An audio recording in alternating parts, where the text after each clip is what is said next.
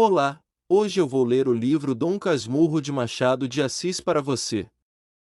Seja bem-vindos ao canal Li um Livro. Por favor, se inscreva no canal para que eu leia livros para você. Curta os vídeos. Não esqueça de deixar seu comentário, ele é sempre bem-vindo. Boa leitura. Capítulo 1 do título. Uma noite destas, vindo da cidade para o Engenho Novo, encontrei num trem da Central um rapaz aqui do bairro, que eu conheço de vista e de chapéu. Cumprimentou-me, sentou-se ao pé de mim, falou da lua e dos ministros, e acabou recitando-me versos. A viagem era curta, e os versos pode ser que não fossem inteiramente maus. Sucedeu, porém, que, como eu estava cansado, fechei os olhos 3 ou 4 vezes, tanto bastou para que ele interrompesse a leitura e metesse os versos no bolso. Continue, disse eu acordando. Já acabei, murmurou ele. São muito bonitos. Vi-lhe fazer um gesto para tirá-los outra vez do bolso, mas não passou do gesto. Estava moado. No dia seguinte entrou a dizer de mim nomes feios, e acabou alcunhando-me Dom Casmurro. Os vizinhos, que não gostam dos meus hábitos reclusos e calados, deram curso à alcunha, que afinal pegou.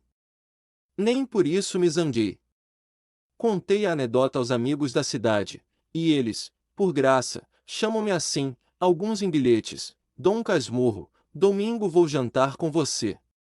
Vou para Petrópolis, Dom Casmurro, a casa é a mesma da Renania, vê se deixas essa caverna do Engenho Novo, e vai lá passar uns 15 dias comigo. Meu caro Dom Casmurro, não cuide que o dispenso do teatro amanhã, venha e dormirá aqui na cidade, dou-lhe camarote, dou-lhe chá, dou-lhe cama, só não lhe dou moça. Não consultes dicionários. Casmurro não está aqui no sentido que eles lhe dão, mas no que lhe pôs o vulgo de homem calado e metido consigo. Dom veio por ironia, para atribuir-me fumos de fidalgo.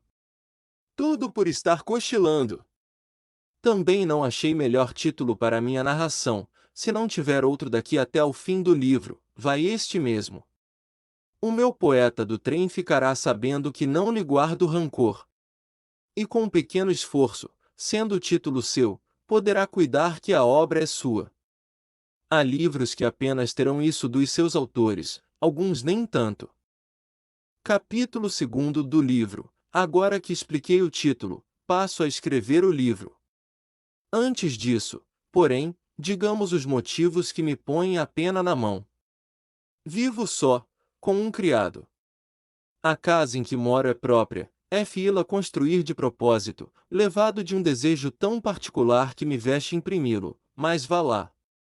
Um dia, há bastantes anos, lembrou-me reproduzir no Engenho Novo a casa em que me criei na antiga rua de Matacavalos, dando-lhe o mesmo aspecto e economia daquela outra, que desapareceu. Construtor e pintor entenderam bem as indicações que lhes fiz, é o mesmo prédio assobradado, 3 janelas de frente, varanda ao fundo, as mesmas alcovas e salas. Na principal destas, a pintura do teto e das paredes é mais ou menos igual, umas grinaldas de flores miúdas e grandes pássaros que as tomam nos blocos, de espaço a espaço. Nos 4 cantos do teto as figuras das estações, e ao centro das paredes os medalhões de César, Augusto, Nero e Massinissa, com os nomes por baixo. Não alcanço a razão de tais personagens.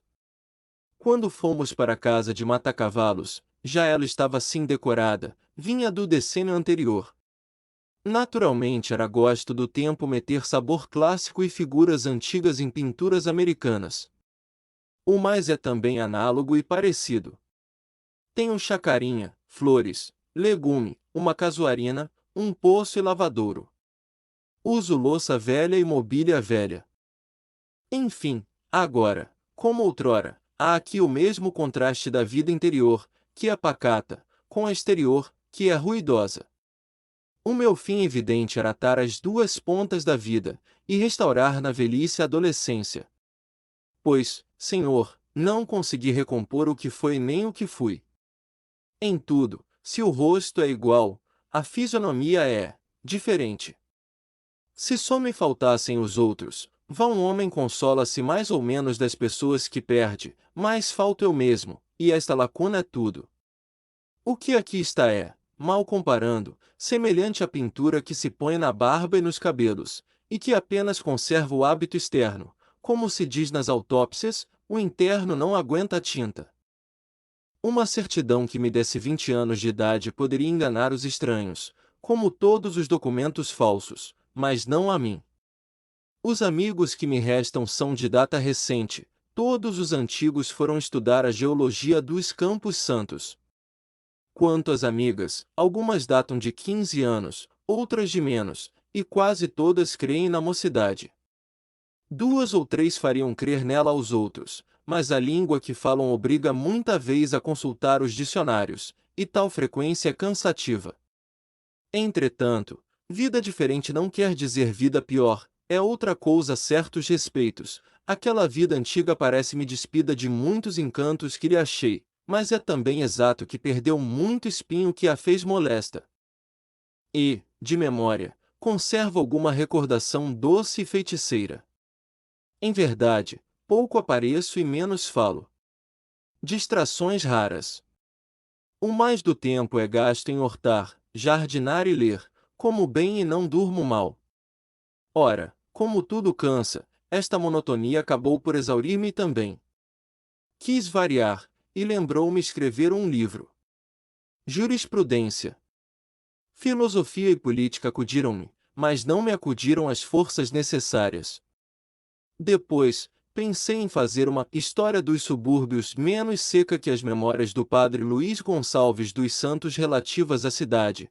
Era obra modesta, mas exigia documentos e datas como preliminares, tudo árido e longo. Foi então que os bustos pintados nas paredes entraram a falar-me e a dizer-me que, uma vez que eles não alcançavam reconstituir-me os tempos idos, pegasse da pena e contasse alguns.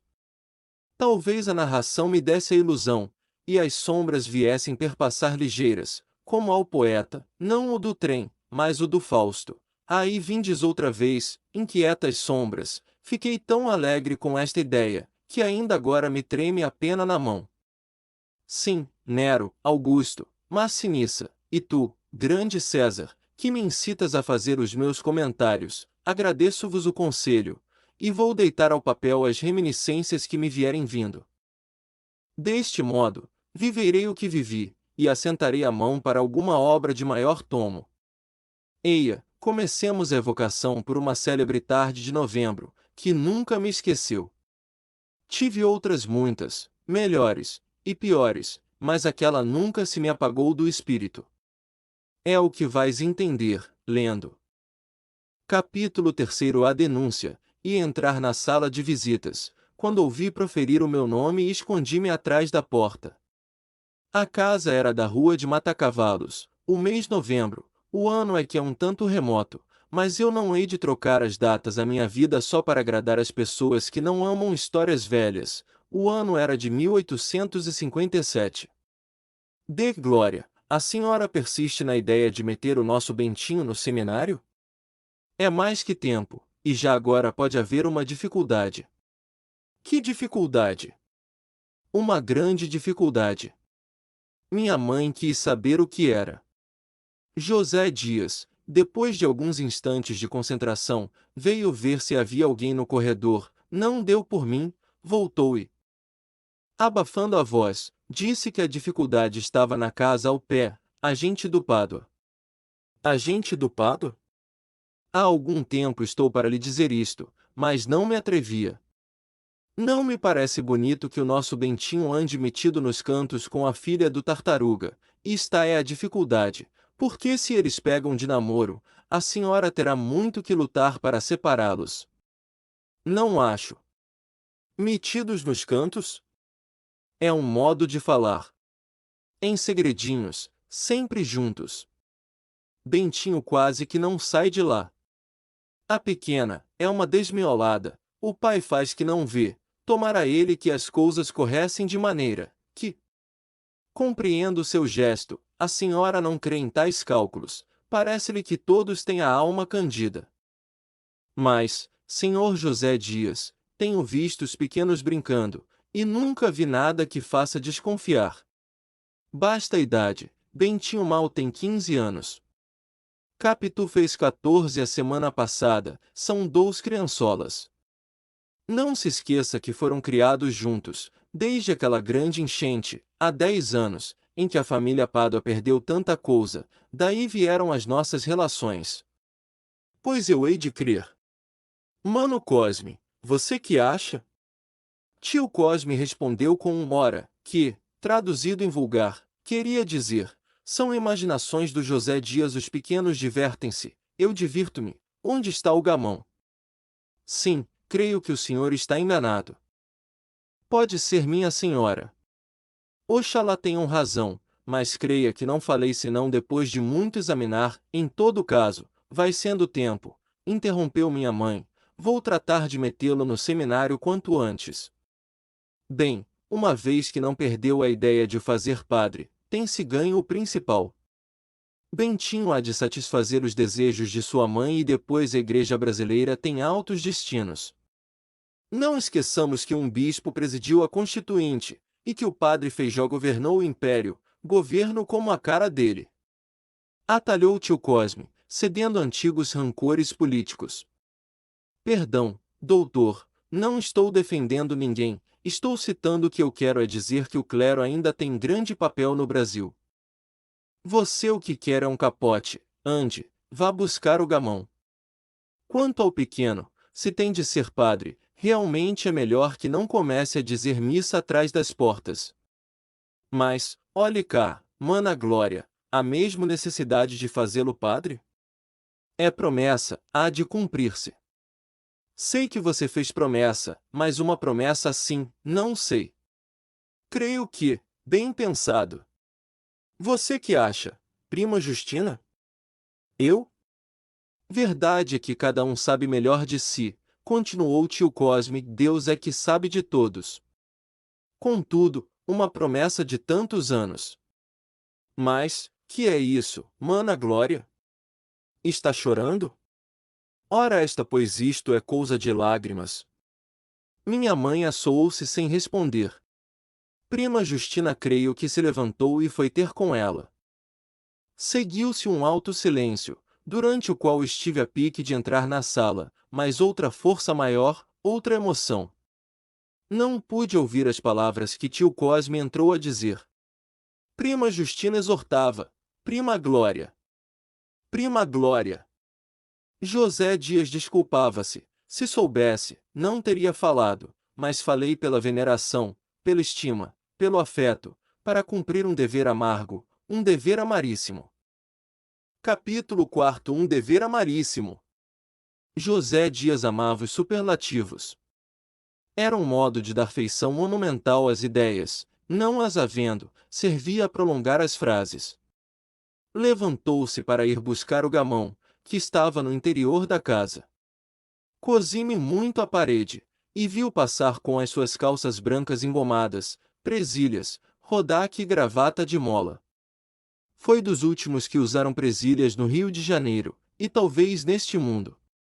Trazia as calças curtas para que lhe ficassem bem esticadas. A gravata de cetim preto, com um arco de aço por dentro, imobilizava-lhe o pescoço, era então moda. O rodaque de chita, veste caseira e leve, parecia nele uma casaca de cerimônia. Era magro. Chupado, com um princípio de calva, teria os seus 55 anos. Levantou-se com o passo vagaroso do costume, não aquele vagar arrastado se era dos preguiçosos, mas um vagar calculado e deduzido, um silogismo completo, a premissa antes da consequência, a consequência antes da conclusão. Um dever amaríssimo. Capítulo V. O agregado, nem sempre ia naquele passo vagaroso e rígido. Também se descompunha em acionados, era muita vez rápido e lépido nos movimentos, tão natural nesta como naquela maneira. Outro sim, ria largo, se era preciso, de um grande riso sem vontade, mas comunicativo, a tal ponto as bochechas, os dentes, os olhos, toda a cara, toda a pessoa. Todo o mundo parecia rir nele. Nos lances graves, gravíssimo. Era nosso agregado desde muitos anos, meu pai ainda estava na antiga fazenda de Itaguaí, e eu acabava de nascer. Um dia apareceu ali vendendo-se por médico homeopata, levava um manual e uma botica.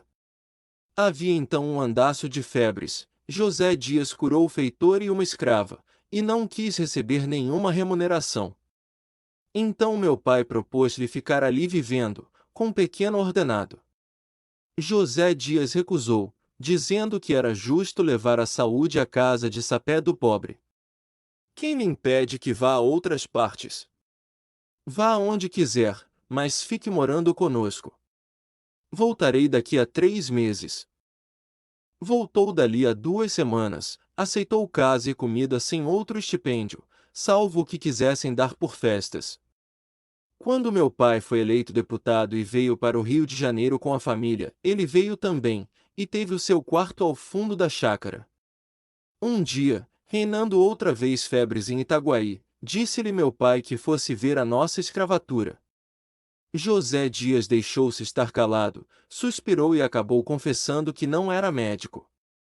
Tomara este título para ajudar a propaganda da nova escola, e não o fez sem estudar muito e muito, mas a consciência não lhe permitia aceitar mais doentes. Mas, você curou das outras vezes? Creio que sim, o mais acertado, porém, é dizer que foram os remédios indicados nos livros.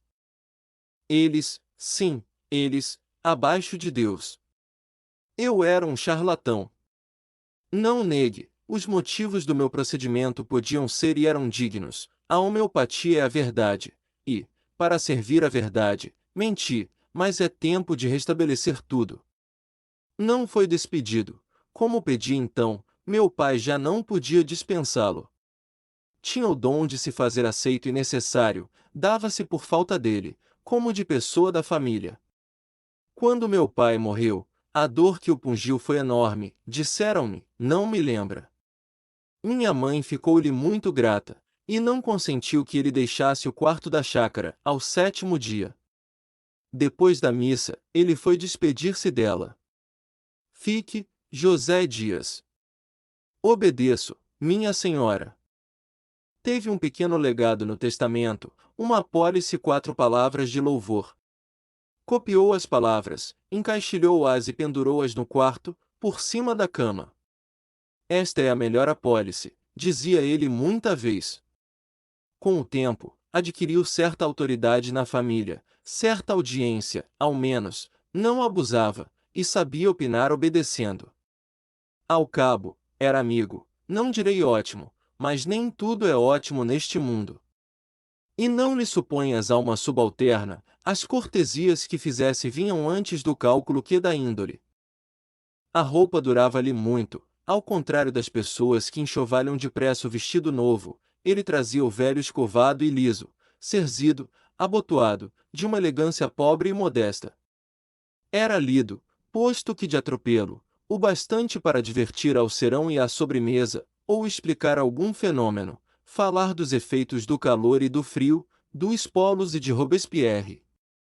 Contava muita vez uma viagem que fizera à Europa, e confessava que a não sermos nós, já teria voltado para lá, tinha amigos em Lisboa, mas a nossa família, dizia ele, abaixo de Deus, era tudo.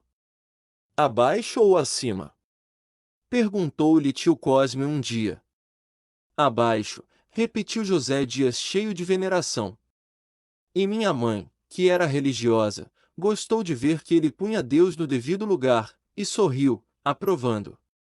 José Dias agradeceu de cabeça. Minha mãe dava-lhe de quando em quando alguns cobres. Tio Cosme, que era advogado, confiava-lhe a cópia de papéis de autos. Capítulo 6. Tio Cosme. Tio Cosme vivia com minha mãe, desde que ela enviuvou. Já então era viúvo, como prima Justina, era a casa dos 3 viúvos. A fortuna troca muita vez as mãos à natureza. Formado para as serenas funções do capitalismo, tio Cosme não enriquecia no foro, ia comendo. Tinha o escritório na antiga Rua das Violas, perto do júri, que era no extinto Aljube. Trabalhava no crime. José Dias não perdia as defesas orais de tio Cosme. Era quem lhe vestia e despia a toga, com muitos cumprimentos no fim. Em casa, referia os debates. Tio Cosme, por mais modesto que quisesse ser, sorria de persuasão. Era gordo e pesado, tinha a respiração curta e os olhos dorminhocos. Uma das minhas recordações mais antigas era vê-lo montar todas as manhãs a besta que minha mãe lhe deu e que o levava ao escritório. O preto que a tinha ido buscar à cocheira segurava o freio, enquanto ele erguia o pé e pousava no estribo. A isto seguia-se um minuto de descanso ou reflexão. Depois, dava um impulso. O primeiro, o corpo ameaçava subir, mas não subia. Segundo impulso, igual efeito. Enfim, após alguns instantes largos, tio Cosme fechava todas as forças físicas e morais, dava o último surto da terra, e desta vez caía em cima do selim. Raramente a besta deixava de mostrar por um gesto que acabava de receber o mundo. Tio Cosme acomodava as carnes, e a besta partia a trote. Também não me esqueceu o que ele me fez uma tarde. Posto que nascido na roça, donde vim com 2 anos, e apesar dos costumes do tempo, eu não sabia montar, e tinha medo ao cavalo. Tio Cosme pegou em mim e escanchou-me em cima da besta. Quando me vi no alto, tinha 9 anos, sozinho e desamparado, o chão lá embaixo, entrei a gritar desesperadamente: "Mamãe! Mamãe!" Ela acudiu pálida e trêmula, cuidou que me estivessem matando, pegou-me, afagou-me, enquanto o irmão perguntava: "Mana Glória, pois um tamanhão destes tem medo de besta mansa?" Não está acostumado. Deve acostumar-se. Padre que seja, se for vigário na roça, é preciso que monte a cavalo, e, aqui mesmo, ainda não sendo padre, se quiser florear como os outros rapazes, e não souber, há de queixar-se de você, mana Glória. Pois que se queixe, tenho medo. Medo? Ora, medo! A verdade é que eu só vim a aprender equitação mais tarde, menos por gosto que por vergonha de dizer que não sabia montar. Agora é que ele vai namorar deveras, disseram quando eu comecei as lições. Não se diria o mesmo de tio Cosme. Nele era velho costume e necessidade. Já não dava para namoros. Contam que, em rapaz, foi aceito de muitas damas, além de partidário exaltado, mas os anos levaram-lhe o mais do ardor político e sexual, e a gordura acabou com o resto de ideias públicas e específicas. Agora só cumpria as obrigações do ofício e sem amor. Nas horas de lazer vivia olhando ou jogava. Uma ou outra vez dizia pilhérias.